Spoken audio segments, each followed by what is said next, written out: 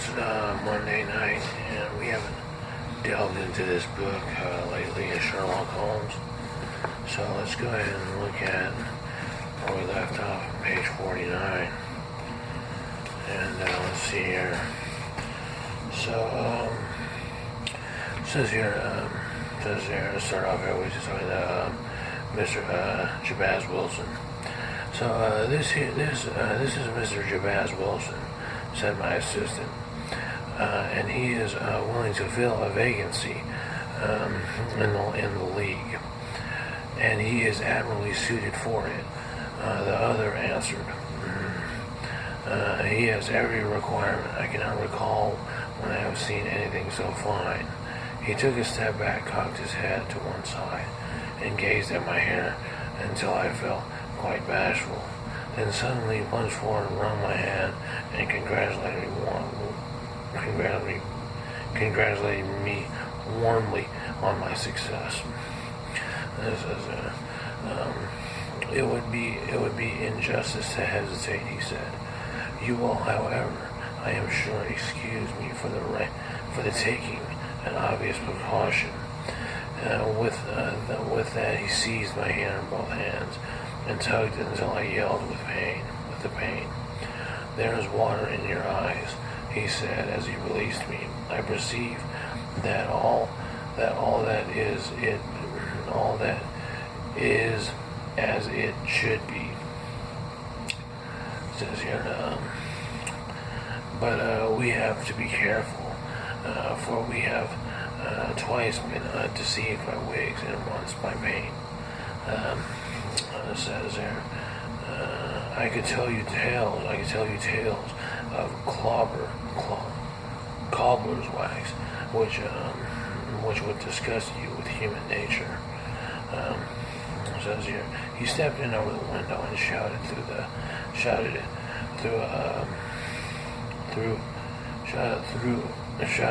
it at the top of his voice, that the vacancy was filled. A groan of disappointment came from below, and the folk all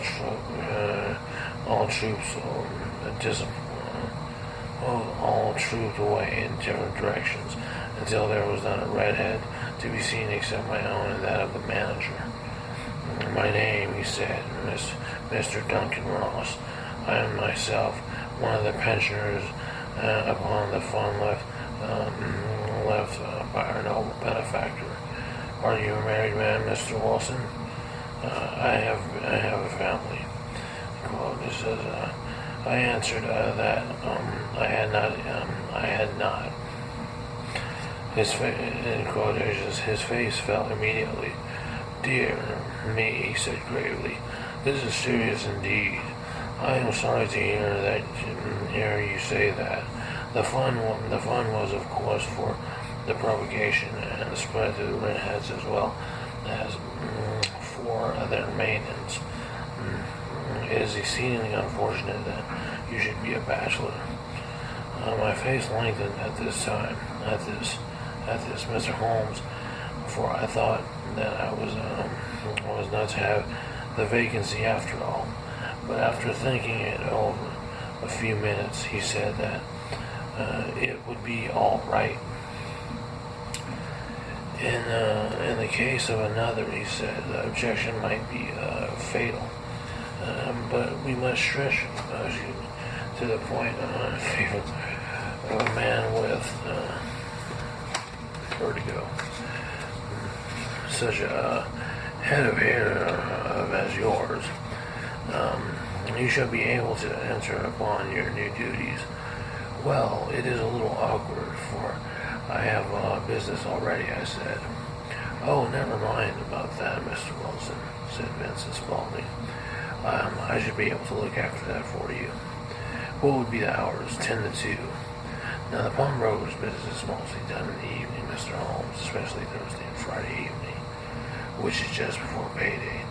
So it would suit me very well to earn a little in the mornings. Besides, I knew that my assistant was a good man. Was a little late in the mornings. Besides, I knew that my assistant was a good man, and that he would see to anything that turned up. That would suit me very well, he said. And the pay is £4 a week, and the work is purely nominal. What do you call purely nominal? Well, you have to be in the office for at least in the building the whole time. If you leave, you forfeit your whole position forever. This will be very clear upon that point. You do not comply with the conditions if you budge for an office during that time. It is only 4 hours a day, and I should not think of leaving, said I. No excuse will avail, said Mr. Duncan Ross. Neither sickness nor business nor anything else. There you must stay and lose your billet. And the work. It is a copy out of the Encyclopedia Britannica. There is the first volume of it in that press. You must find your own ink, pens, and blotting paper. But we provide this table and chair. You'll be ready tomorrow. Certainly, I answered. Then goodbye, Mr. Shabazz, and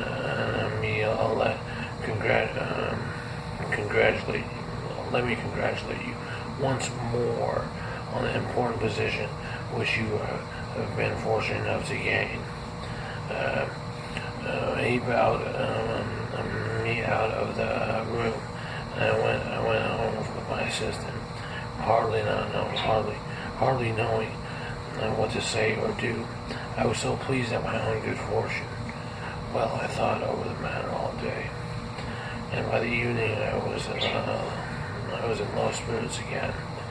I had quite persuaded myself that the whole affair might be some great hoax or fraud, though its objects I could not imagine. It seemed altogether past belief that anyone could make such a will, or that they would pay such a sum for doing anything so simple as copying out the Encyclopedia Britannica. Vincent Spaulding did what he could to cheer me up. But by bedtime, I had reasoned myself out of the whole thing. However, in the morning I determined to have a look at it anyhow. So I bought a penny bottle of ink with a quill pen and sheets of foolscap paper. I started off for the Pope's Court. That's page 51. We'll take that later on. Read a skill up, whatnot.